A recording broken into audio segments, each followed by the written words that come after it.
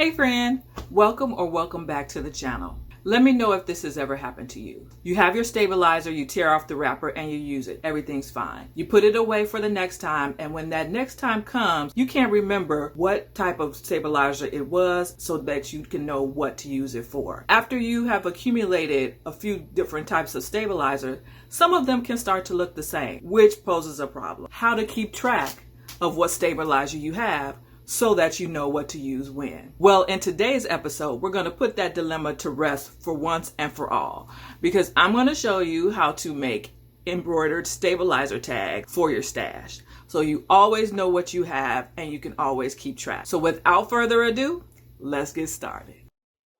I'm using the Richword cutaway stabilizer here, and one thing I noticed right away is that it has this really interesting waffle texture on one side and smooth on the other.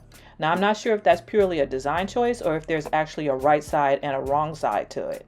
So I went ahead and placed this smooth side down, figuring it would glide better across the machine bed, and that worked just fine, but I genuinely don't know if it makes a difference either way. If you know the answer, then drop that in the comments, because I'd love to know, and I'm sure someone else watching is wondering the same thing. Now for the hoop, I'm using a 7.9 by 7.9. It's a great size when you want to batch out multiple items at once. And since I'm doing denim napkin scraps, I'm hitting the stabilizer with a bit of basting adhesive just to keep everything from shifting. And once the denim is down, I always do a drum thump test. You want to hear that nice, tight resonance. If it feels floppy or sounds dull, then your tension is going to be off. And for something with a lot of satin stitches like these borders, you really want that foundation to be rock solid.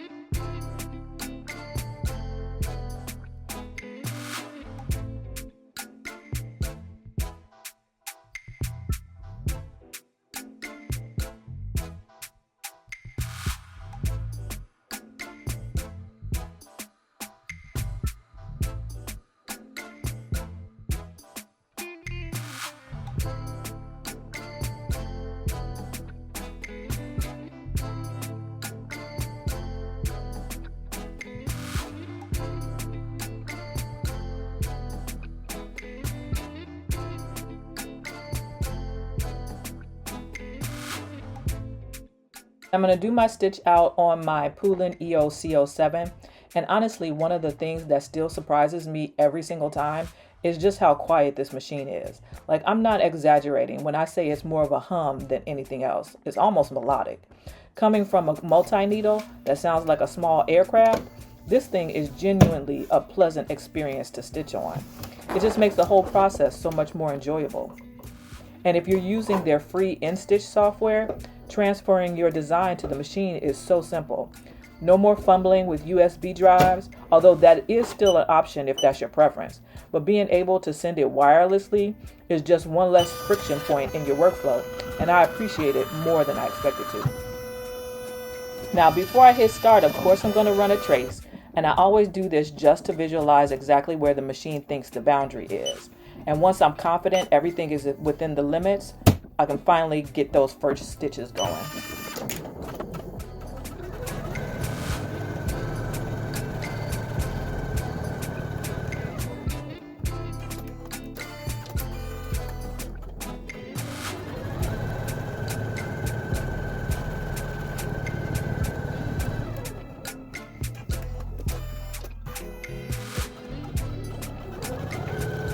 Now the machine is laying down the placement stitches for all 6 of the tags at once.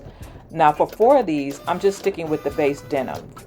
But I had this really cute avocado scrap fabric sitting in my stash, and it was just too cute to pass up. So I decided to do 2 of these as appliques just so you guys can see how easy it is to customize the tags. To hold that fabric down, I'm going to reach for my secret weapon, which you'll see in a minute, which is bandage tape. I've tried specialized embroidery tapes and other kinds of tapes, but honestly, this stuff is the winner in my book. It has just enough stick to keep the fabric flat while the machine tackles the tack down, but it never leaves that gummy, gross residue on the needle or the fabric when you peel it off. And you can get it practically anywhere, even at the dollar store.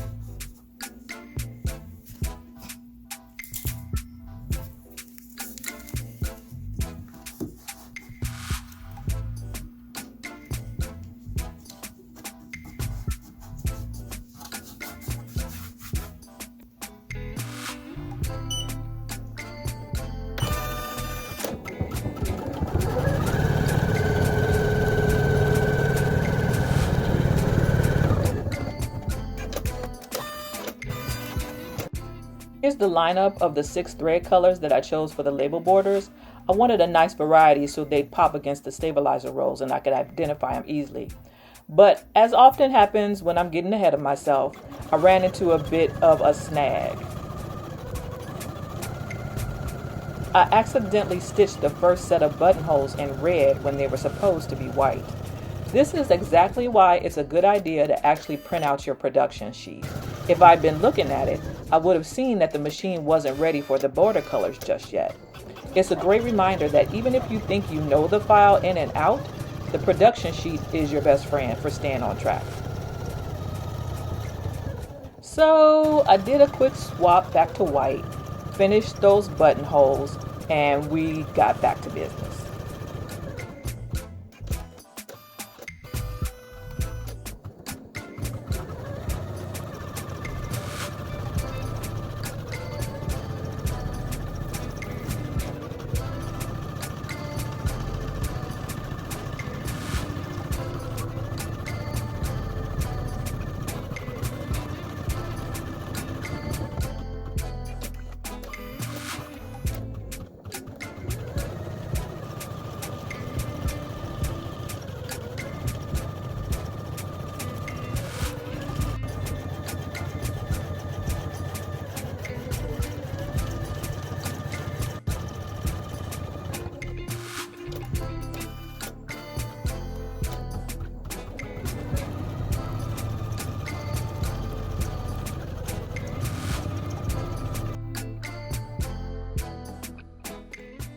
So now I'm swapping the spools out at the back of the machine now so I can change the colors.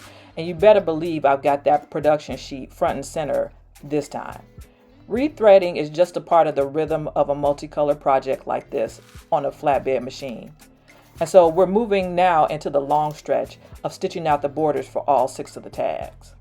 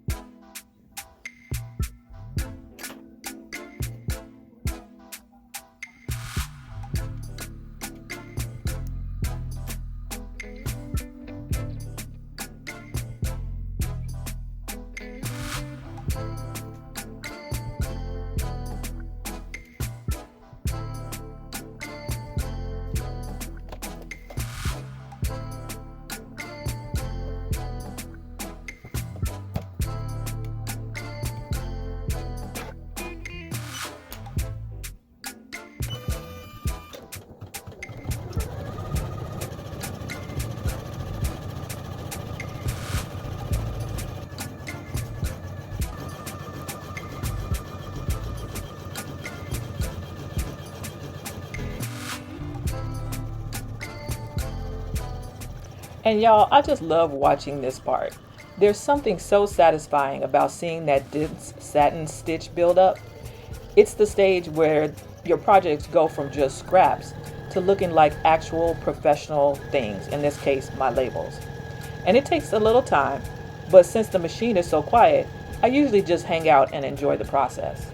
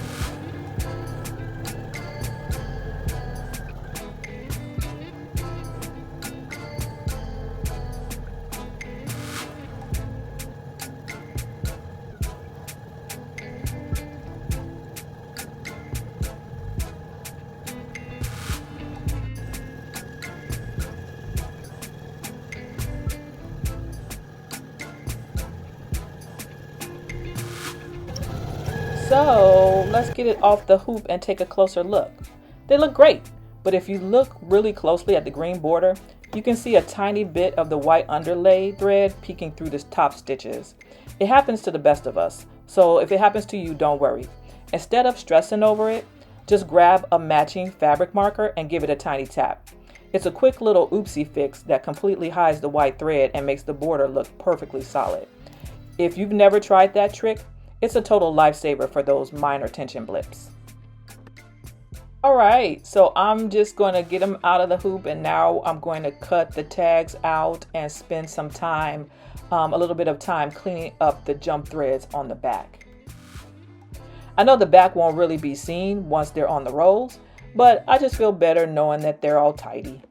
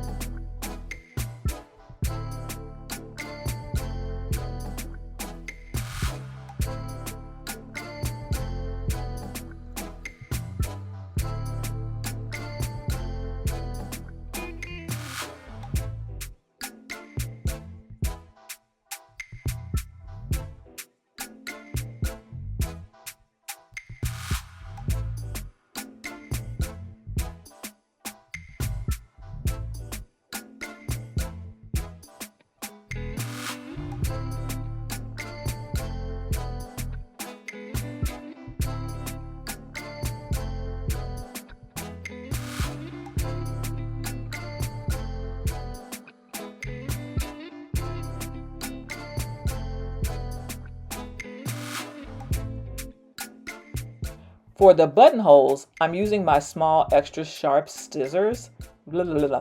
Extra sharp scissors. Say that 3 times fast. And get a clean snip right through the center. To finish them off, I'm going to thread through them with these Velcro cable ties that I picked up at my local Harbor Freight. But of course you can get them online like Amazon or Walmart or whatever. And they're perfect because they're adjustable. So whether your stabilizer roll is brand new and thick or it's almost empty, the tag will stay snug.